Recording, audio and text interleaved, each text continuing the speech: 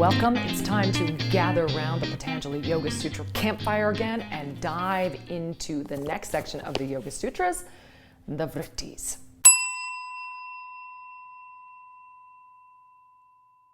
So just to catch you up, in part one of this series, we chatted about okay, what's the main point of the Yoga Sutras? How does it start off? And really, what are we going for? So just to recap that briefly, Patanjali first lays out, hey, now we're doing yoga. Now the exposition of yoga is being made. And here it is, everyone. Yoga is the restraint of the modifications, fluctuations, craziness of your mind stuff. So when we calm the mind stuff down, and these are all the thoughts and emotions and feelings and judgments and stories that are constantly running through our heads. It also includes all of our feelings too. Sometimes we don't think of that as part of the mind, but it's all of that kind of noise, the emotional noise of our lives. When we can calm that down, then the seer, the witness, our presence experiences itself. Then we see ourselves. Then we're in our true nature. Otherwise, Patanjali says, we think we're all the nonsense in our minds. And if you were with me in the last session, I talked about all that kind of churning that happens in the mind. I think of them as little hamsters, little cute little hamsters, they're like on their little hamster wheels, constantly buzzing, going over here, going over there, right? It's like all of that stuff that kind of cause and effect in our mind, that one thought leads to another thought, leads to a cascading of thought, leads to a spiral of self-doubt and despair, or leads to something wonderful.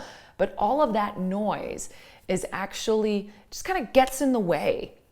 It's like the clouds in the sky that maybe they're pretty or nice or stormy, but they obscure our view of the sky, which is our true nature, which is whole and unchanging throughout all of the craziness of life.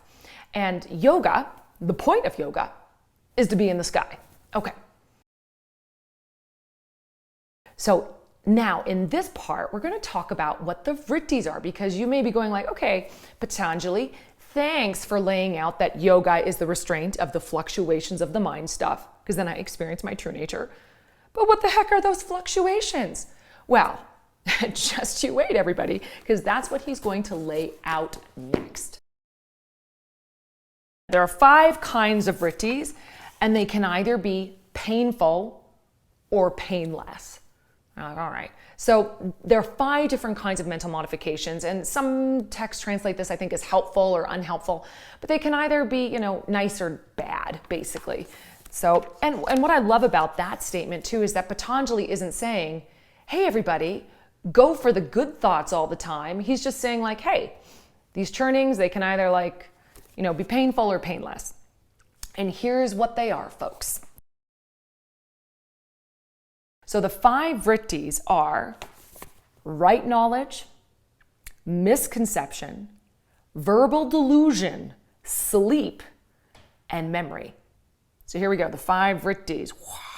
Let's do them one more time. Right knowledge, misconception, verbal delusion, sleep, and memory. So what Patanjali is saying is that at kind of any given point, if you stopped your mind and checked in, you could throw your thoughts into one of those 5 categories, or throw the mental churnings into one of those 5 buckets. And here's the thing, everybody. By understanding and being able to identify or label what these things are, it makes it easier for us to not take them so seriously too, right? We can kind of go oh, there's my mind spinning out of control in memories again, right? So by labeling the thoughts, it's just a way for us to also be able to have control over them, right? To notice that we're in the Vrttis and not in the sky, if we were, and to have some perspective on that. So understanding the way our mind works can help us have access to, befriending it rather than it being a tyrant. So we're going to break each one of these down one at a time. Vritti number 1, right knowledge. That sounds pretty good, right knowledge. That feels yeah. Let's look at just some other translations. So I'm using this book here because it gives me a bunch of different, translations for what the right knowledge is, because I don't speak Sanskrit. Arya says valid proof is one way to translate that. Houston says evaluation. Fierstein says valid cognition. Jorg Fierstein. Let's see, anyone else we want in here? Vivekananda says right knowledge. So, okay, so we're kind of getting the flavor for what this is.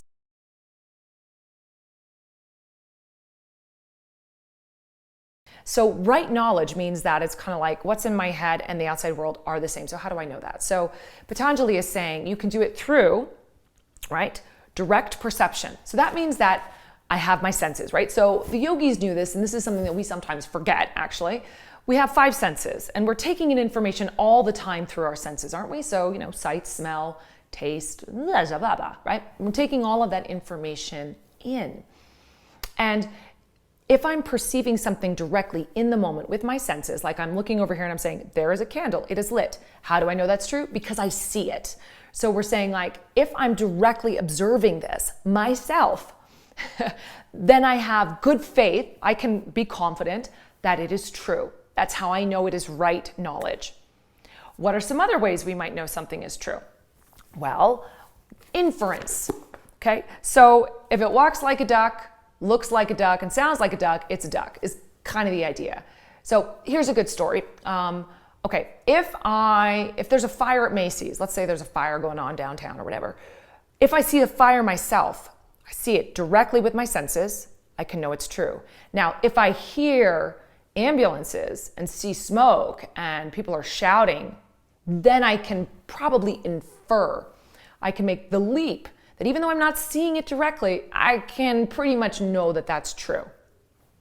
The other way, the third way that we can know that something is true, is he calls this scriptural testimony, right? So scriptural testimony, and that's basically a trusted source. I'm going to just see how they interpret it over here. Right kinds of knowledge is based on perception, inference, and testimony.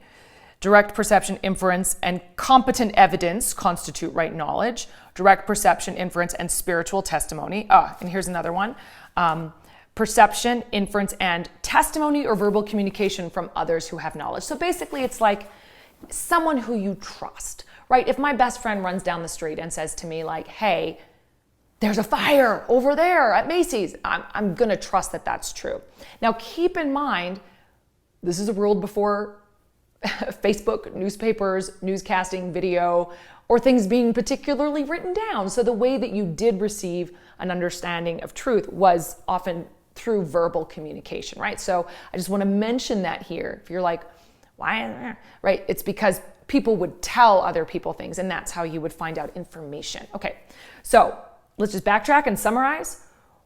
Right knowledge, that is what is going on, the hamster in my head, matches the hamster out here, matches like the reality of what's out here, is either I see it myself, I see the signs and I can infer that that's the truth, or a trusted source relays that knowledge to me.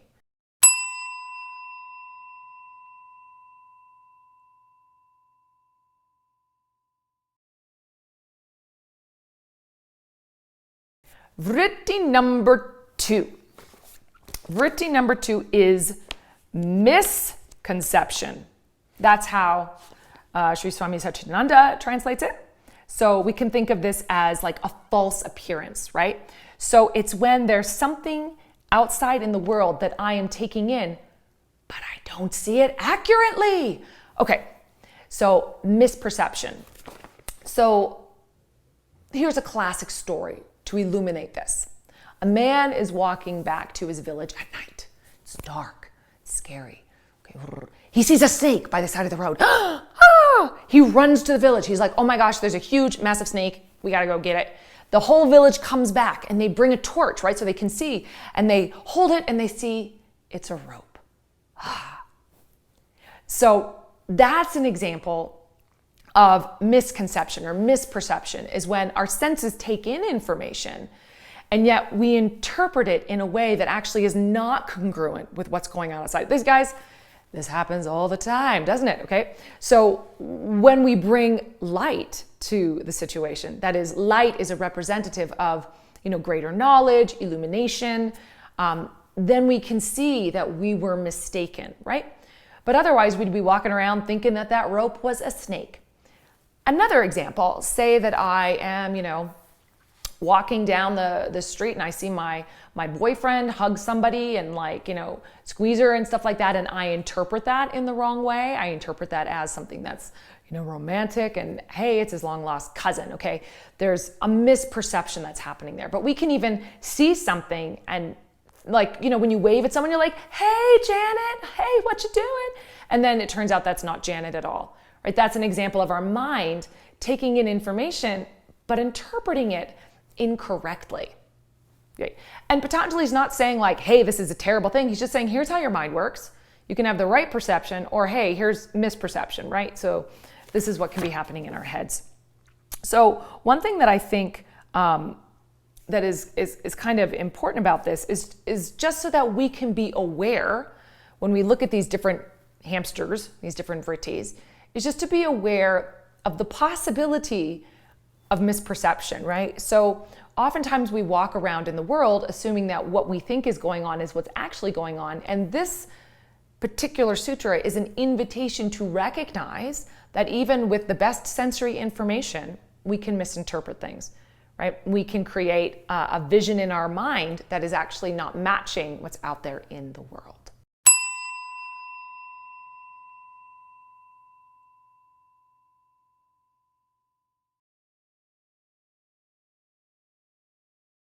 Vritti number 3. All right.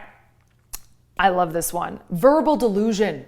What the heck does that mean? I think an easier interpretation for this particular vritti is imagination.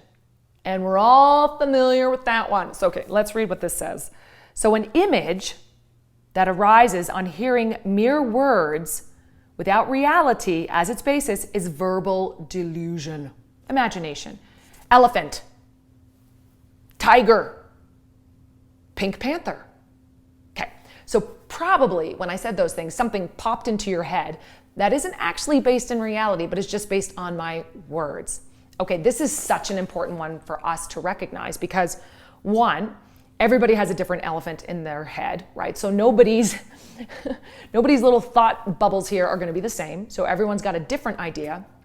And our culture right now is very much based on information being transmitted through the process of words, right? So remember that these guys were talking about things orally, so verbal delusion is kind of harkens back to someone talking to you.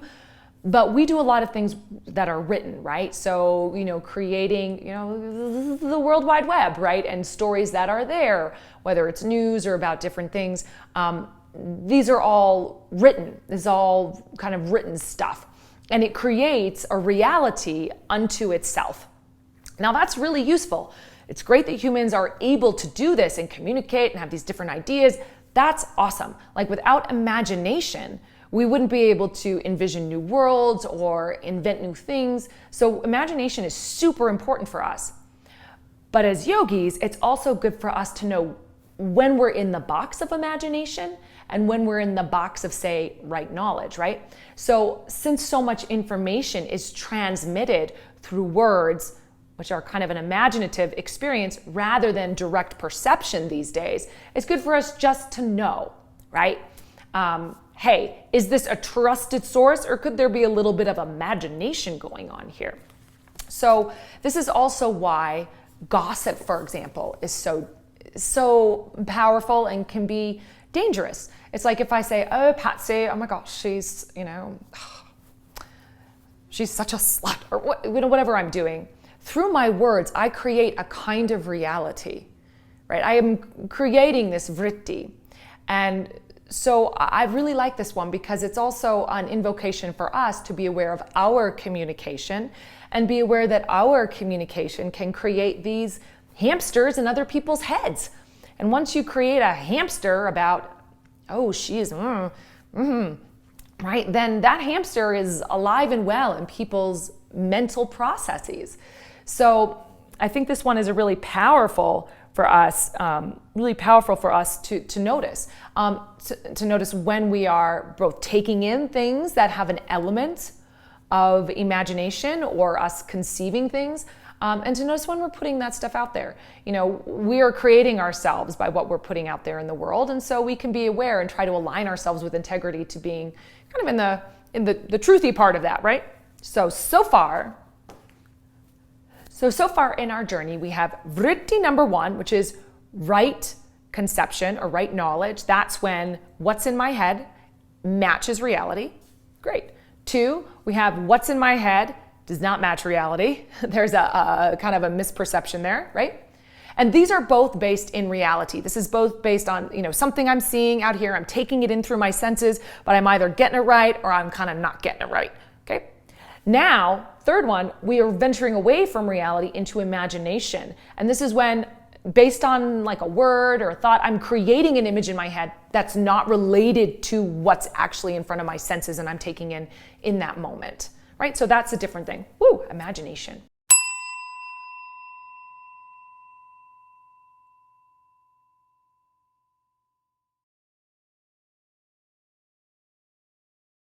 Vritti number 4, sleep. What? Sleep? Why is sleep in here? Okay. The mental modification, the vritti, little hamster, supported by the cognition of nothingness, is sleep. Huh? What does that mean? Okay, well, keep in mind, folks, that when I'm asleep, there's a cognition of nothingness, okay? When I'm meditating, the idea is to get rid of all of the vrittis. So how is meditation and sleep different? So I think one of the reasons that this is in here is because sleep is not the same thing as meditation. Just because your mind is empty doesn't mean that you are meditating. So I think one of the reasons that sleep is one of these vrittis is just to distinguish it from meditation, where we are trying to clear our mind to be in presence, but we are conscious, we are aware, right? So our awareness is brought and harnessed and invited into this moment rather than kind of unconsciously just being in nothingness. So that's why we have sleep here. And if you're dreaming might be actually the vritti of imagination, see? So nothingness would be what he calls sleep, where you're just out. It's like nothing's happening. And then dreaming, I would say, would probably be something like imagination. And if in your dreams you're going back into the past, well, hey, that's like the next vritti, which is memory. Vritti number 5, memory. So memory is when we bring a sense object, so something we've experienced, right? When a mental modification, when a vritti of something previously experienced comes back into consciousness, that is memory. So memory is great, right? Memory is what allows us to, understand the context of where we are right now. It lets us learn from things. It lets us understand that, this is a chair. This is how you drive. Memory is important. But Patanjali's just saying, like, okay, in your mind, when something comes back that you're not experiencing right now, that is memory. So, and remember, all 5 of these mental modifications can be painful or painless.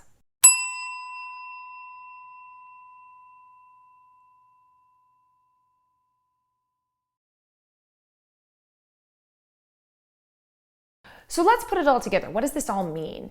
So the thing is that these 5 little hamsters, we have, right conception or right knowledge, misperception, imagination, sleep, memory.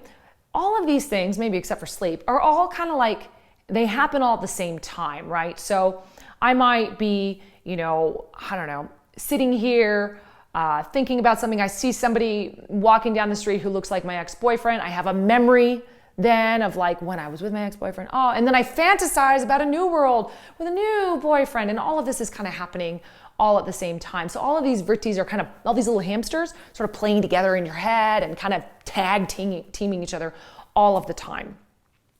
And remember that Patanjali said that all of them can be painful or painless. But here's the thing, everybody. So let's just kind of summarize. Patanjali says, hey, yoga is the restraint of the hamsters in your mind, because then you experience who you really are. Otherwise, you think you're all these stories. And then he's like, hey, these stories are right knowledge, which is basically the movie that we're playing in our head when we're experiencing the world directly. So it's like there's experiencing the world directly, that might be going on in your head, creating like experiencing the world inaccurately. So you're experiencing something directly, but you're not understanding it correctly. It doesn't match reality. That's another way. You could be totally in fantasy, creating something up. You could be asleep, right? And totally conked out. And you could be in memory or like dwelling on the past. And all 5 of those things going on all the time. And all 5 of those things are just like the clouds in the sky, right? So they're not good, they're not bad.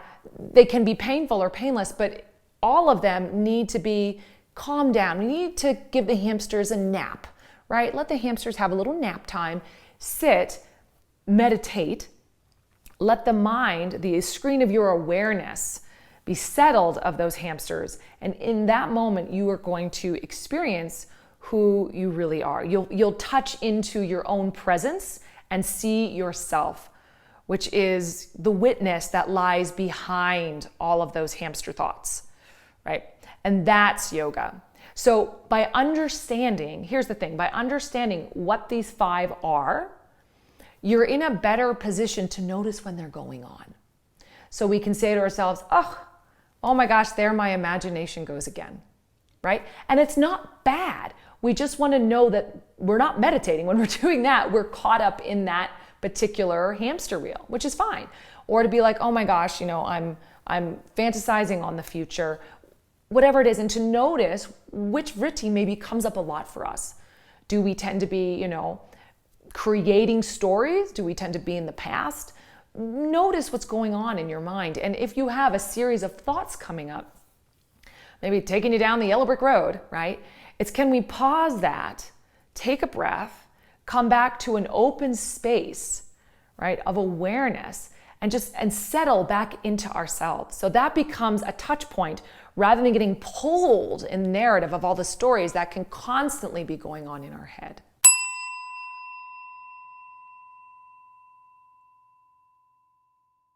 All right, everybody, I hope that was a good exploration for you of the Vrttis of Patanjali. If you enjoyed this, please subscribe for more information. Love to connect with you here and in this community, and see you next time on the mat.